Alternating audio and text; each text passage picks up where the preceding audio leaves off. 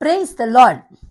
சங்கீதம் 9:15 சொல்லுகிறது, ஜாதிகள் தங்கள் வெட்டின குழியிலே தாங்களே விழுந்தார்கள், அவர்கள் மறைவாய் வைத்த வலையில் அவர்களுடைய காலே அகப்பட்டு கொண்டது.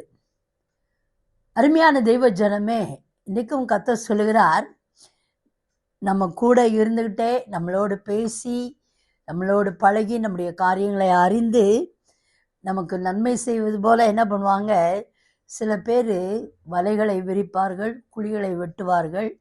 குழியில் எப்படியாவது அவன் விழுந்து போயிடுவான்னு சொல்லி காத்துக்கிட்டு இருப்பாங்க.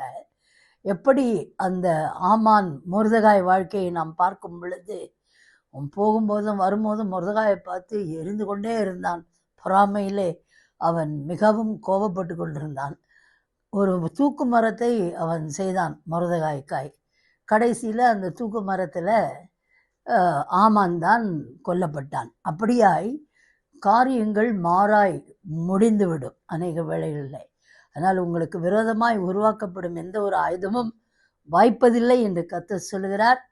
கர்த்தர் இன்றைக்கு உங்களுக்கு ஒரு பூரண ஜெயத்தை கொடுத்து உங்கள் கால் சிக்காதபடி, எந்த குழியிலும் நீங்கள் விழாதபடி அவர் பாதுகாத்து கொள்ளுகிற தேவன்.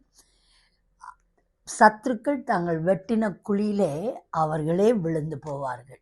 இந்த அற்புதத்தை நீங்கள் சீக்கிரத்திலே காண்பீர்கள் என்று கர்த்தர் சொல்லுகிறார். Trust in the Lord and he will not let you down on any account. This is the prophetic word for you today. Amen.